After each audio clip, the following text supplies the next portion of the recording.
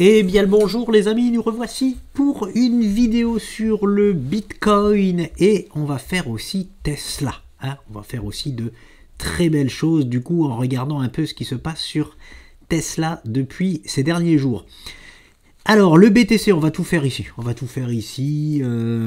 Comme ça j'ai pas besoin de changer d'écran derrière. On va pas aller sur TradingView, on va rester ici sur ProRealTime. Si jamais vous vous demandez c'est où. Voilà, c'est aucune pub pour ProRealTime, c'est là où je travaille. Tout simplement. Alors, la direction, c'est toujours la même sur le Bitcoin, jusqu'à preuve du contraire, comme je le dis. Donc, c'est toujours cette flèche-là, c'est-à-dire les 86 000 $. Et bon, les 100 000, on verra. Les 100 000, on verra, mais les 86 000 $, sur-validés. Voilà. Quand je dis les 86 000 $ sur-validés, c'est-à-dire c'est l'objectif que l'on doit avoir, que l'on doit privilégier. Voilà. Ça ne veut pas dire que c'est sûr et certain qu'on va aux 86 000 $. Voilà, mais c'est forcément ce qu'on doit privilégier d'un point de vue chartiste et d'un point de vue bullrun, crypto-monnaie, depuis la création des crypto-monnaies, je le rappelle. Donc on va voir ce qui s'est passé. Malheureusement, mon gap qui était potentiellement un gap de rupture n'a pas tenu. Oui, c'est dommage. C'est pas grave non plus, on ne repart pas dans une tendance baissière pour autant, mais j'aurais aimé que ce gap de possible, alors qu'il n'est du coup pas du tout un gap de rupture, soit un gap de rupture. J'aurais préféré. Donc ça ne l'est pas. On enlève cette zone étant donné que nous l'avons comblée.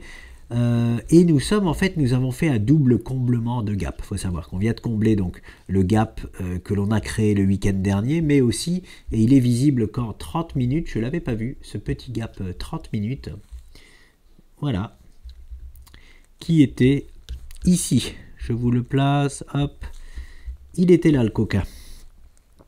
On avait ouvert, hop, alors, non, voilà, très exactement ici. Et donc un autre gap H4. Donc là on a fait une pierre de coups, j'ai envie de vous dire. On est venu combler les deux gaps. Voilà. Il faut savoir qu'un gap ouvert est comblé 80% du temps, à 8 fois sur 10. Donc c'est chose faite, ça aspire les cours maintenant. Donc on est sur une belle zone toujours de rebond et de renversement, on va dire haussier de tendance H4. Alors je reste ici aussi, là c'était juste pour vous montrer donc pourquoi on est venu combler cette zone, très certainement qu'on est venu corriger pour combler aussi ce gap là en même temps. Donc c'est chose faite, maintenant on peut très bien rebondir. Dans quoi sommes-nous? Écoutez, en 30 minutes c'est très simple, on est tout simplement dans ce canal baissier là, mais j'ai pas, pour le moment il me faut plus d'informations. J'ai pas encore de figure à proposer, de toute façon il faut regarder le H4, en 30 minutes nous ne voyons pas grand chose, c'est vraiment là une figure H4, donc hop là on voit mal les choses. Voilà, c'est ici que ça se passe et ça va être, j'ai l'impression que c'est une tendance, j'ai envie d'appeler ça une tendance Ichimokiale. Ça se dit pas du tout comme ça, mais c'est Ichimoku là qui fait le plus référence pour le moment depuis que nous avons quitté les 72 000 $. Attention, je suis sur les futurs. Attention, ce n'est pas les mêmes prix que sur le BTC normal. Là, on est sur les BTC futurs pour voir aussi les gaps et voir les zones de potentiel rebond, support grâce au gap. C'est très important. Qu'est-ce qui est pour nous le plus important? C'est ici, là. Il faut que je détermine assez rapidement la structure que nous avons ici. Voilà. Pour l'instant, il me manque encore des éléments. Je vois impossible quelque chose. J'ai pas envie de le montrer encore parce que ça reste impossible quelque chose. J'ai besoin qu'il m'en dise un petit peu plus. Donc dès que j'ai une structure là valide avec des stats bien précises, que je dis allez c'est parti, on a voilà, je la présenterai. Pour l'instant j'ai besoin encore d'un peu plus d'informations pour voir où il se dirige. Je le rappelle tout de même, le niveau à conserver pour ne pas reprendre la tendance baissière, c'est ce niveau là. Tant que ce niveau est conservé, le rebond est toujours valide. Voilà, même si nous avons fait un comblement surtout de ce gap H4 dont je tenais. Jusqu'à preuve du contraire, on est toujours en mode rebond. Voilà. Et où est-ce que nous pouvons avoir la validation? Eh bien, elle peut venir d'Ishimoku Kimgroyo. C'est pour ça que j'appelle ça une tendance ishimokiale. Parce que depuis que nous sommes partis pour faire cette dernière épaule, très certainement, voilà, c'est le nuage Ishimoku H4, comme vous voyez, qui fait que l'on n'a jamais récupéré. Ici, on l'a presque récupéré, et non, voilà. Donc, on va suivre ça de près au niveau de la tendance H4 Ishimoku.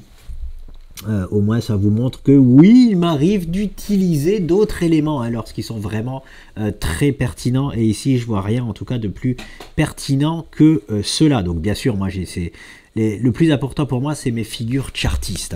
C'est vraiment le plus important, c'est la base des bases des bases. Voilà, je peux très bien ne rien faire d'autre que ça, mais j'utilise aussi d'autres facteurs, c'est pas facteurs, c'est je vais dire d'autres éléments, j'ai pas le mot, je suis en vacances, je perds mes mots.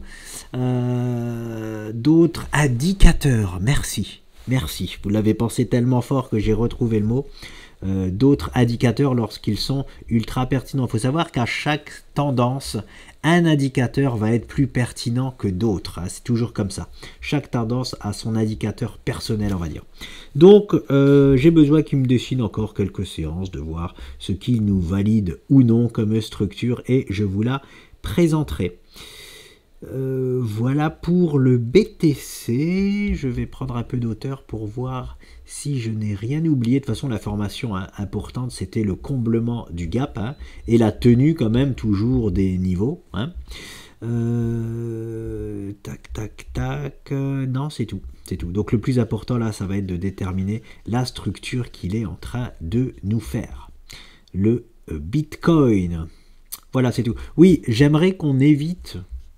Dans l'idéal, j'aimerais qu'on évite d'aller chercher, je le rappelle tout de même, le poids le plus important des plus importants du BTC, c'est celui-ci, parce que j'ai pas envie qu'on aille toucher les 58 000 $ sur les futurs, attention, je le rappelle, parce qu'on déclencherait un possible scénario catastrophe. Voilà. Et j'aime même pas, ça serait bien de ne pas souffrir en fait et de ne pas déclencher de scénario catastrophe. C'est pour ça que voilà, je préférerais qu'on préserve ces niveaux.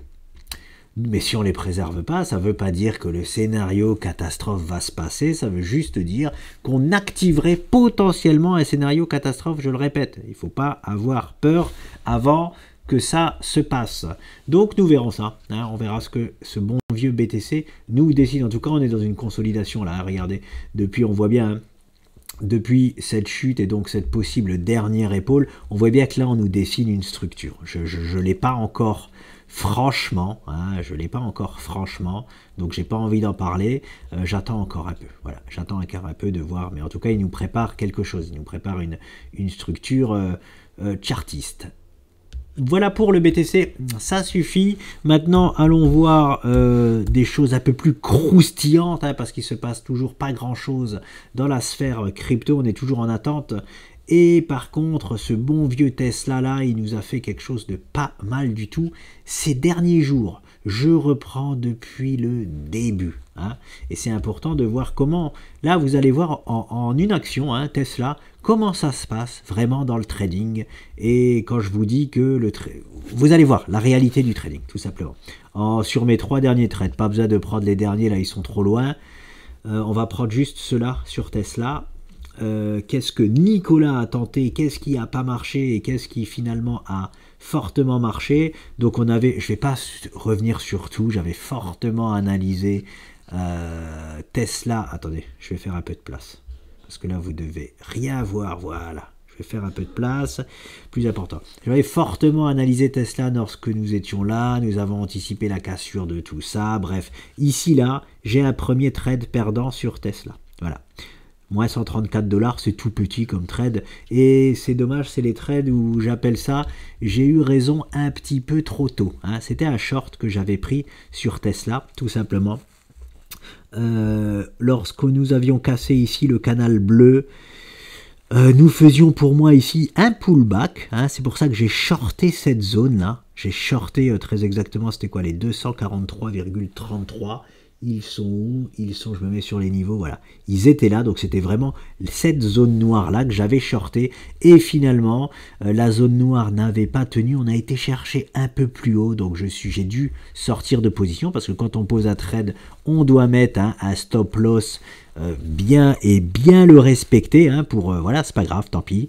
Je me suis peut-être trompé, j'ai mis un stop loss trop agressif, c'est dommage parce que bah oui, j'avais parié sur un short pour un mouvement comme ça et puis bah comme vous voyez, le mouvement a bien eu lieu derrière, mais je me suis fait malheureusement sortir de position avant que le mouvement ait eu lieu. J'appelle ça avoir raison un petit peu trop tôt, malheureusement.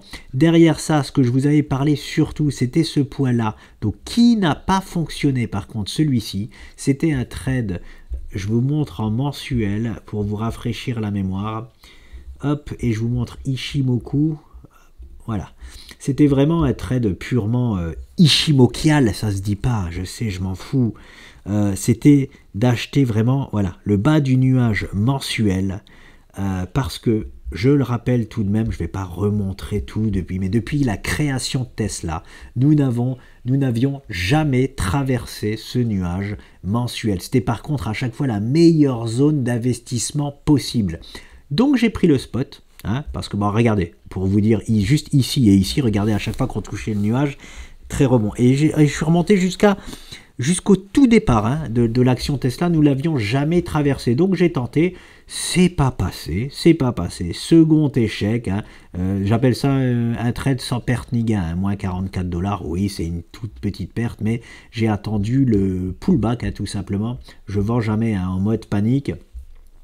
Montre peut-être, voilà, là ce sera plus visible. Voilà, j'ai acheté ici, finalement on a cassé à la baisse, j'ai attendu le rebond et puis je suis sorti là-bas tout en haut, voilà, pour sortir quasiment sans perte ni gain car mon point n'a pas marché. Et nous avons bien fait parce que finalement il a été chercher la zone extraordinaire d'achat. Et forcément je ne me suis pas fait prier pour prendre le spot. Donc je vous montre ce que cela donne, peut-être en mensuel. One month, j'enlève Ishimoku parce que là, ce n'était pas du tout un trade Ishimoku. Hop, remove, voilà. Voilà ce que cela donne. Regardez où est-ce que nous avons acheté Tesla. C'était ici, très exactement, aux 140 $. On a vraiment là, et il faut savoir, donc dire quand... nos points n'ont pas marché, c'est pour ça que je vous montre les points qui n'ont pas marché.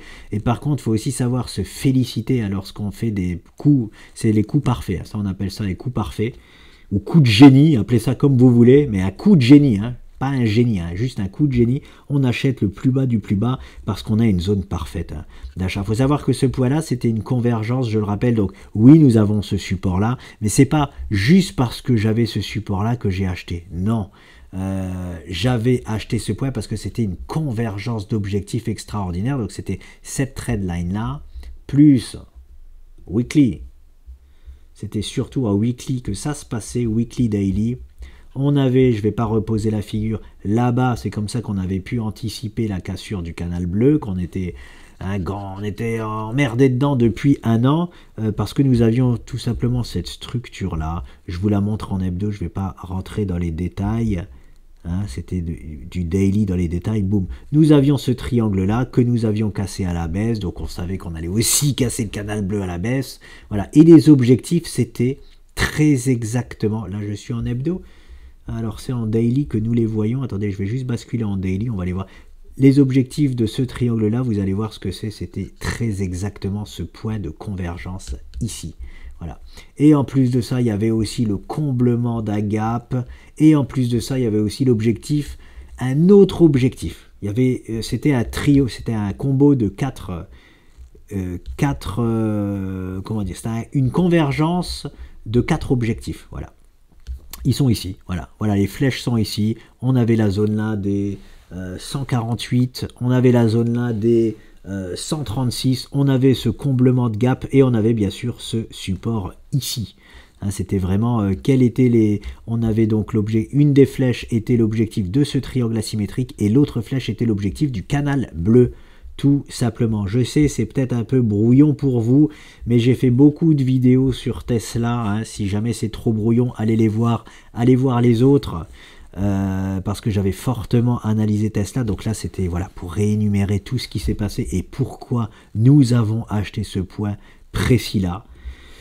Ça, c'était mon stop juste en dessous. C'est ça qui est génial quand on achète des points, des possibles points bas. C'est-à-dire, c'est un point où on sait qu'on peut rebondir dessus et ne jamais refaire de plus bas. Et ben, on peut avoir un stop ultra serré parce que si ma zone là est cassée à la baisse, ça y est, mon point n'a pas marché, on sort. Hein, basta, il n'y a pas d'émotion à avoir. Donc ça a très bien marché. Après, ça a tergiversé sur ce gap haussier avant de reprendre sa belle tendance. Par contre, là, j'ai pris des bénéfices, de gros bénéfices forcément. J'ai vendu 50% de ma position. Pourquoi? Vous allez me dire, pourquoi tu vends? On est en plein pump, on a fait un double gap haussier. Qu'est-ce qui se passe? Eh bien, il se passe beaucoup de choses. Hein. Alors, déjà, il faut savoir que je suis toujours en position dessus. C'est-à-dire que ce que vous voyez et que je ne peux pas gommer ici, là, c'est toujours ma position. Ce que vous voyez ici, c'est ce que j'ai vendu. J'ai vendu la moitié parce qu'on est sur une zone, on est tellement sur une zone extraordinaire de vente que je vous avoue que j'ai envie de tout vendre. Mais ça, ce serait une erreur parce qu'on ne sait jamais. Je ne sais pas si j'ai raison. Je ne sais pas. Hein, donc, il faut rester sur la tendance jusqu'à ce qu'elle se retourne. Voilà. Mais on est sur un point tellement génial que j'ai envie limite de tout vendre. Bon, j'ai vendu la moitié, on verra ce que je fais par la suite. Mais regardez l'objectif que j'avais placé ici. Regardez ça, je le mets en gros et je vais le mettre en rouge. Hop. Regardez où nous avons été aujourd'hui. Je me place sur les plus hauts du jour. C'est pile poil l'objectif rouge que nous avions tracé ici. Quel est l'objectif rouge? Je vais encore pas me faire des amis et dire oh mais lui il voit des épaules, tête, épaule inversées partout. Voilà. C'était les objectifs tout simplement de cette épaule, tête, épaule inversée. Voilà. Zone rouge, donc objectif de cette épaule, tête, épaule inversée, validé et de fort belle manière et tout droit. Hein, tout droit to the moon, j'ai envie de vous dire. En plus, donc, première chose où forcément je dois prendre des bénéfices. Deuxièmement, et c'est là le plus important, je prends de la hauteur sur la structure. Regardez où nous sommes. Oui, nous débordons. Oui, nous sommes en train de casser cette énorme... Je vais même... Non, écoutez, je vais me mettre en mensuel. Voilà, ce sera plus clair. Oui, nous sommes en train de casser. Mais... on est mardi ou mercredi, je sais même pas, je perds le fil des jours. Au maximum, on est mercredi, voilà. Et donc la semaine est loin d'être finie. Hein. Il reste jeudi, vendredi encore. Et le mois, ici c'est du mensuel, le mois de juillet, je vous en parle même pas. Hein, vous voyez ce que je veux dire? On est à des années-lumière d'avoir clôturé le mois de juillet. Donc on est peut-être tout simplement dans un excès de volatilité. Voilà. On est sur un point où on est sur un point dur. On ne peut pas... le dire autrement. Je vais refaire apparaître mon ami Ishimoku. Oh non, il est parti, je l'ai pas en mensuel. Il est parti, je l'ai encore enlevé sans faire exprès. Bon, dommage. J'ai le haut du nuage Ishimoku qui arrive dans cette zone. C'est-à-dire qu'on a réintégré le nuage, mais on n'en est pas sorti. Voilà. Donc pareil, on peut être complètement bloqué aussi par le nuage Ishimoku. Donc on est sur une zone potentiel où on peut corriger. Donc forcément, je prends moi, de toute façon je dois prendre des bénéfices. Je les ai pris. Je me mets en weekly, peut-être que je vais l'avoir là. Non, je l'ai complètement fait partir, Ishimoku, bon tant pis. Donc voilà, en plus on est dans cette zone noire, je sais plus ce que c'est, ça fait très très longtemps que je l'ai placé. Donc bref. On est sur une zone dure, je prends des bénéfices parce qu'on a fait vraiment de beaux bénéfices dessus. Et de toute façon je suis toujours en position. Maintenant on va voir tranquillement la fin de semaine. Déjà si en hebdomadaire nous cassons ce gros triangle là, ok, c'est beau, là il y aura une validation déjà de quelque chose. Est-ce que ça veut dire qu'en mensuel c'est parti, la tendance est cassée à la hausse et qu'on part dans un... Attention, hein, si la tendance en mensuel sur Tesla, je me mets sur Tesla quand même, si ça là c'est cassé à la hausse les amis, les objectifs sont énormes hein, sur Tesla. Je les pose. C'est trop tôt. Le mois est pas du tout fini. Ne vous enflammez pas. Don't enflamme you. Ouais, ça se dit pas comme ça. On s'en fout. Voilà. Il y aurait ces objectifs-là, mais c'est même pas les vrais objectifs de Tesla. ça serait... Alors, je pose quand même, parce que il se passera quelque chose aussi dans cette zone-là, oui. Donc, on serait déjà sur des petits objectifs aux alentours des 573 $. Mais les vrais objectifs, là, je vais poser les vrais objectifs de cette structure. Ils sont là, les amis. Ils sont là, et ils sont les 756 $, pas moins. Copyline, c'est trop tôt, hein, c'est trop tôt pour parler de ça, je le dis, je le redis, c'est du mensuel, le mois est loin d'être fini et on est sur une zone corrective. Voilà. On peut très bien, je vous montre ce qu'on peut faire par exemple, hein. On peut très bien faire ça aussi, hein. C'est-à-dire que ce point haut là, il se transforme en mèche, clôturer en dessous et puis derrière, hop, boum, faire ça. Hein. C'est possible. C'est possible que le mois prochain soit un mois par exemple terrible sur Tesla et qu'on revienne sur le bas de ce triangle. Par contre, il faut quand même dire ce qui est, on est dans le parfait timing de sortie. Voilà aussi, je vais reprendre ma petite règle.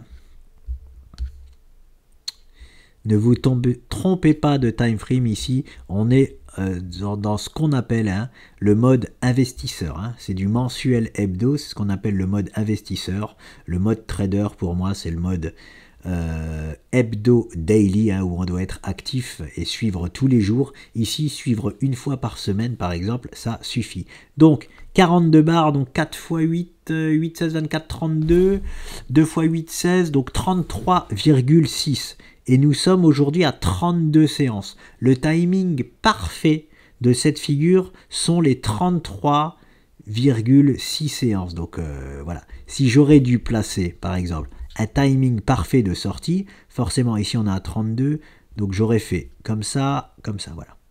Hop, ça je le mets en rouge, c'est le timing parfait de sortie de figure. Ben, nous y sommes, nous sommes entrés dans le timing parfait, le vrai timing parfait c'est le mois d'août ou septembre, mais une séance avant, hein, ça fait partie du timing forcément parfait. Donc, il faut quand même le signaler, hein, qu'on est dans un bon timing de sortie. Donc, si jamais on a une validation de sortie mensuelle à la hausse, attention quand même les amis, pour le potentiel de Tesla pour 2024, 2025 et peut-être même 2026. Écoutez, on va le faire, je comptais pas le faire, on va le faire. On va faire le timing moyen d'atteinte d'objectifs. Let's go! Encore une fois, on imagine qu'on sort maintenant. Voilà. Donc 32, donc ça ferait 16. Imaginons nous sortons ce mois-ci, comme nous sommes en train de le faire. Le timing d'objectif moyen, voilà, novembre 2025. Donc voilà, fin d'année 2025. Donc une très belle année et demie devant lui pour Tesla, hein, si on sort de cette figure-là à la hausse. Je répète, n'anticipez pas la sortie. Le premier indicateur de sortie haussière, serait, je le rappelle, que nous clôturons en... Non, je me suis trompé, j'ai mis le daily en hebdomadaire. Voilà, c'est l'hebdo ça? Voilà. En hebdomadaire, déjà, on aurait un premier signal de sortie de ce triangle. Et pour vraiment valider la sortie, ce serait mensuel, hein, fin du mois. Donc, affaire à suivre pour Tesla, mais voilà, c'est ça qui est génial quand on est trader aussi bien crypto que boursier, bah, quand on se fait chier d'un côté, hein, et ça peut très bien bouger de l'autre. Et là, ça bouge parfaitement en bourse ces derniers temps, donc c'est génial. Qu'est-ce que je peux vous dire d'autre? Non, c'est tout. C'est tout. Qu'est-ce que j'ai comme... non, j'ai pas d'autres propositions de structure à l'heure actuelle sur Tesla. Je vais en rester là pour le moment.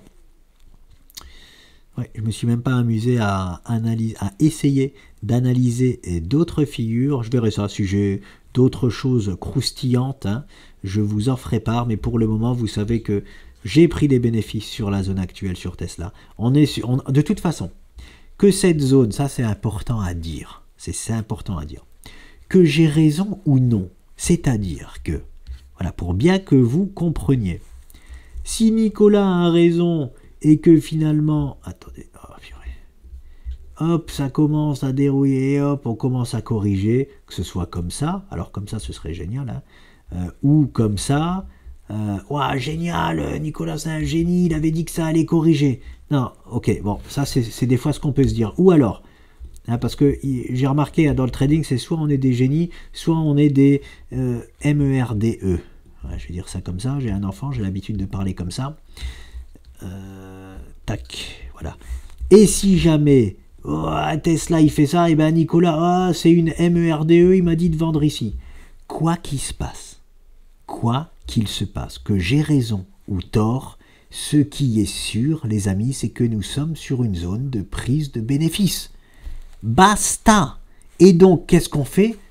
J'ai envie de vous dire, on prend des bénéfices et on la ferme.